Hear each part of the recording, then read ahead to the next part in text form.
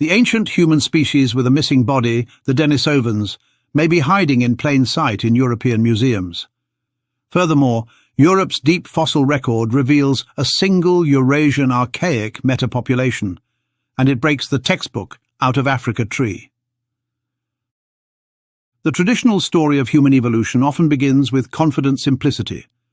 A recent African origin, a pure, untainted species arising in total isolation somewhere in Africa, and a clean branching tree in which Neanderthals and Denisovans split from one another in tidy isolation before modern humans replace them all in an ancient African manifest destiny. This narrative has been repeated so often, and with such authoritative finality, that the deeper Eurasian fossil record has been treated as little more than a prelude, a scattered collection of archaic bones representing dead-end lineages.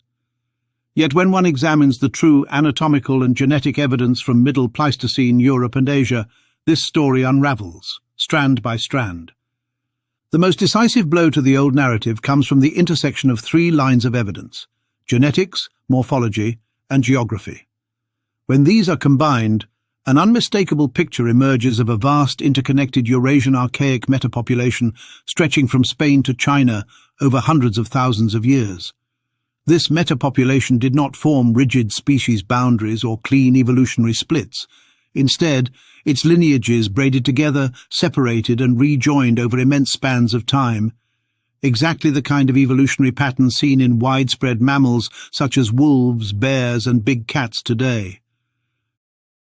At the center of this emerging synthesis stands Sima de los Huesos, the extraordinary pit of bones beneath the Sierra de Atapuerca in northern Spain.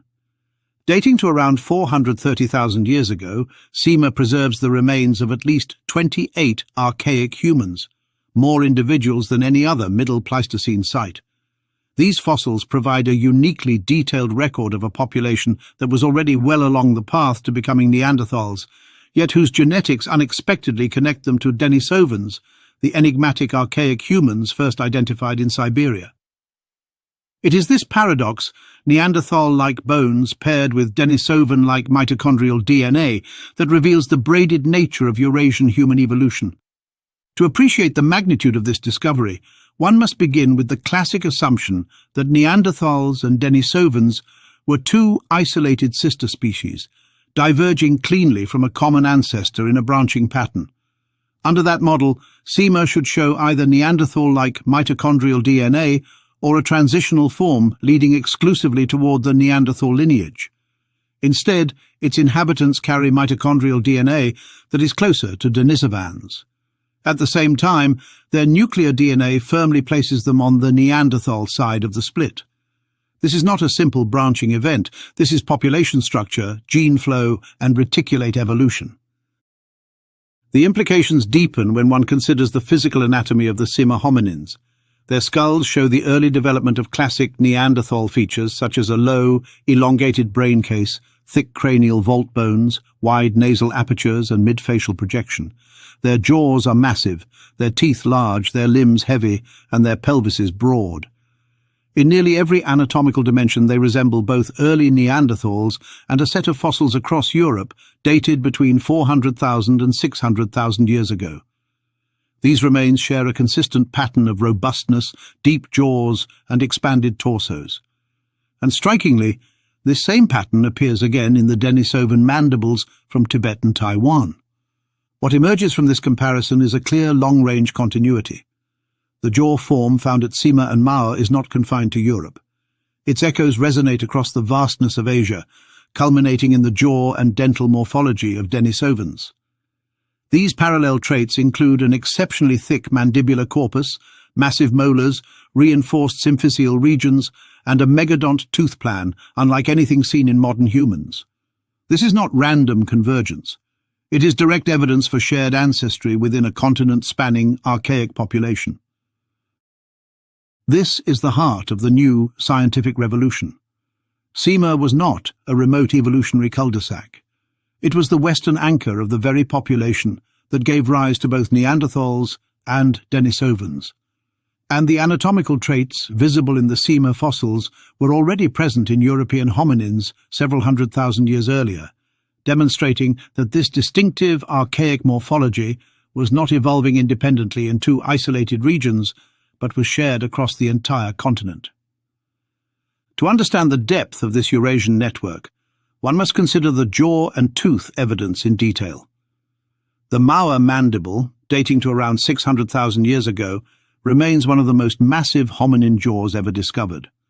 Its proportions, thickness, and tooth dimensions align closely with both Sima and the Denisovan mandible. No African fossil displays this combination of deep corpus robusticity and megadonty during the same time period. Instead, this anatomical pattern is distinctly Eurasian and appears to have deep roots in the continent's middle Pleistocene populations. Anatomically, the similarities are so striking that it is now plausible to conceive of a shared Eurasian mandibular design that spanned from Spain to China. This shared plan includes a reinforced mental region, thick cortical bone, powerful chewing musculature, and large posterior teeth. Such traits are consistent with colder climates, tougher diets, and large body energetics, all of which characterize Neanderthals, the Sima population, and the inferred Denisovan body plan. And these hominids appear to have been quite meticulous about their clothing, using stone tools to soften and depress animal hides. Analysis shows that these hominins had an interest in clothes. Some tools found in a site from Italy, dated to 400,000 years ago, were being used for the working and scraping of hides. These tools are known as smoothers, and they are the earliest of their kind from Europe. If they are depressing the hides, if they are softening hides, they can use the hides for their clothes, something no sophisticated hominin would live without. This also matches with finds from Germany of these hominins exploiting beaver for their pelts around this time as well. The growing alignment between the Eurasian Middle Pleistocene fossil record and the Denisovan genetic reconstruction becomes especially clear when we look beyond skulls and teeth and turn our attention to the entire body. The postcranial anatomy of the Sima hominins reveals a population whose physical proportions were astonishingly robust. Their bones are thick, their joints enormous, and their musculature would have been immense by any modern standard. Their limb shafts possess a density and cortical thickness that push them into the same biomechanical league as late Neanderthals, yet they lived almost 500,000 years earlier. When viewed in isolation, these features might be interpreted as a distinctive developmental pathway, a local adaptation to the cold Iberian environment of the era. But when compared to similarly ancient fossils from elsewhere in Europe, they transform into a continent-wide pattern.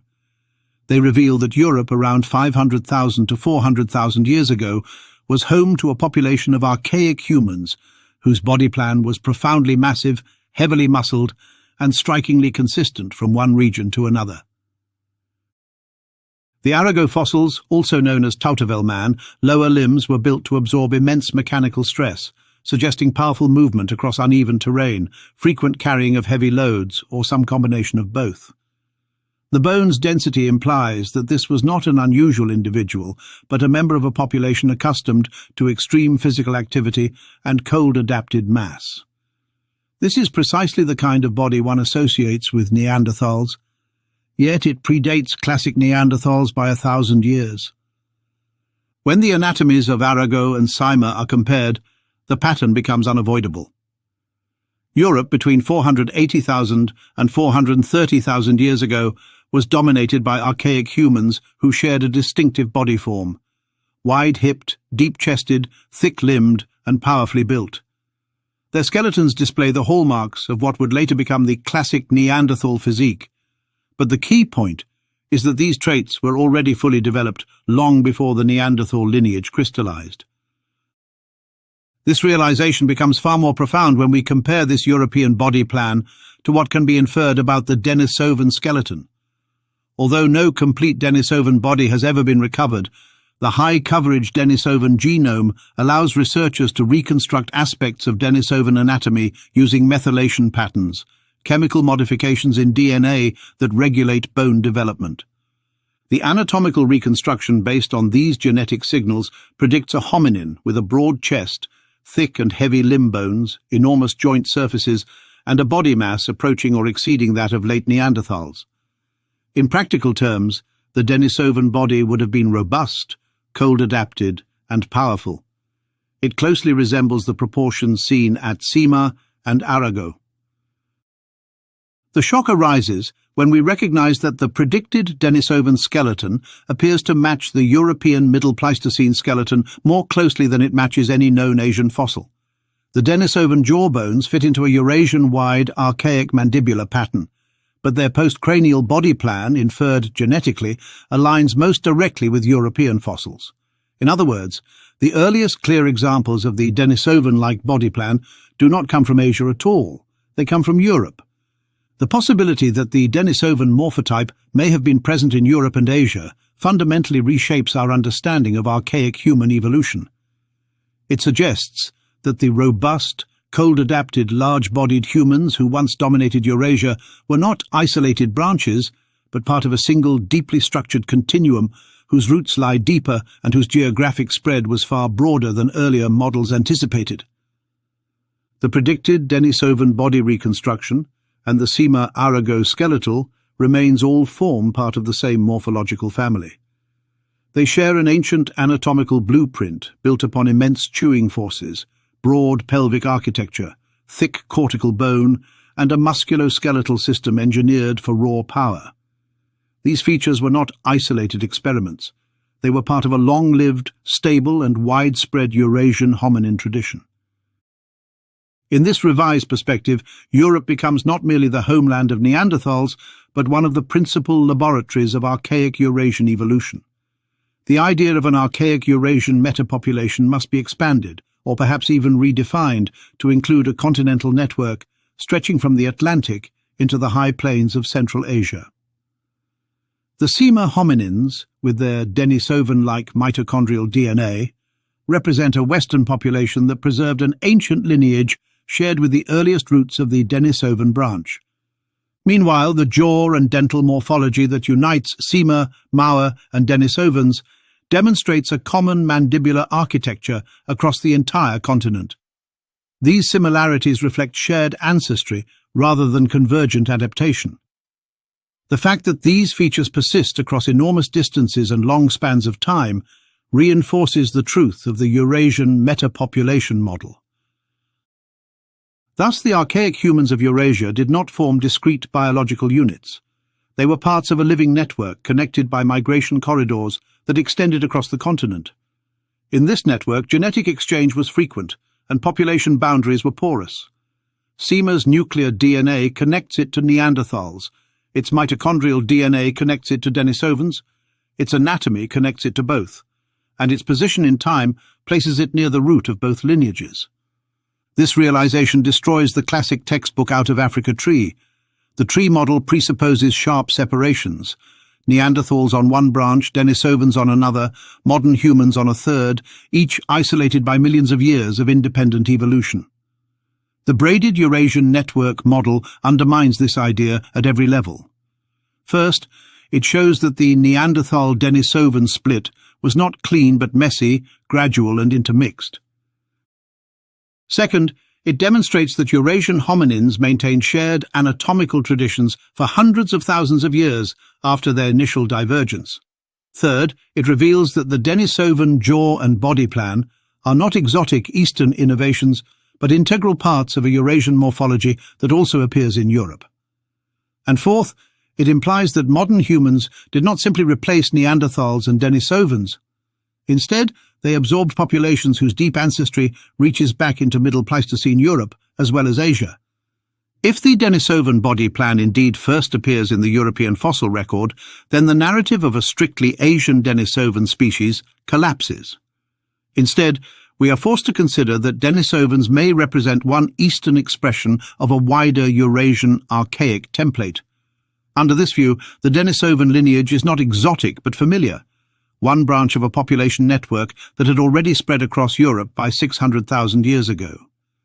In this scenario, the Denisovan-like body existed long before the genetic split. The Sima pelvis, the Mauer jaw, and the Arago cranial architecture collectively form the earliest known expression of this archaic phenotype. What we have called Denisovan may be the Eastern continuation of a body form first shaped in Europe. This is the kicker. It suggests that Denisovans were not an exclusively eastern species, but were the eastern representatives of a pan-Eurasian archaic population whose western members are preserved in incomparable detail at sites like Arago and Sima. This hypothesis offers a more coherent explanation for the Denisovan-Sima mitochondrial DNA connection, the Denisovan-Neanderthal hybrid zone in the Altai, and the broad morphological parallels across Europe and Asia. It ties together genetic and anatomical evidence that has long seemed contradictory under the tree model, but fits perfectly in a metapopulation framework. The recognition of a continent-wide archaic network does more than overturn older narratives. It restores coherence to the broader fossil record. Instead of scattered, unrelated fossils, we now see a continuous landscape of interrelated groups. Instead of isolated species, we see clades engaged in long-term gene flow. Instead of sharp divisions, we see gradients. In this context, Sima is not an anomaly, but the key to understanding the Eurasian Middle Pleistocene. Its mix of Neanderthal-like nuclear DNA, Denisovan-like mitochondrial DNA, and robust skeletal anatomy encapsulates the entire story of Eurasian archaic evolution. Modern humans entered this landscape late, encountering a continent already shaped by hundreds of millennia of deep population structure and morphological continuity. They absorbed this legacy rather than erasing it. Eurasia was never a blank slate waiting for Homo sapiens. It was home to a powerful, diverse, interconnected archaic population whose roots remain visible in the bones, genomes, and geography of the entire continent. To see the Denisovan body in Europe is to see the past more clearly. It is to recognize that human evolution was not a propagation of isolated species branching cleanly from a single point, but a tapestry woven from the lives of interconnected hominins who moved, merged, and diverged across deep time. In this tapestry, the Sima-Arago cluster and the Denisovan lineage occupy the same thread, a lineage that stretches across 600,000 years and spans the full breadth of Eurasia. It is a lineage that forces us to rewrite the story of our deep past, replacing the simplicity of the tree with the complexity of the braid. Here's one last kicker. Tortovel man may actually be the direct ancestor of Cro-Magnons based on a host of morphological similarities. Stay tuned for this bombshell report. The ancient human species with a missing body,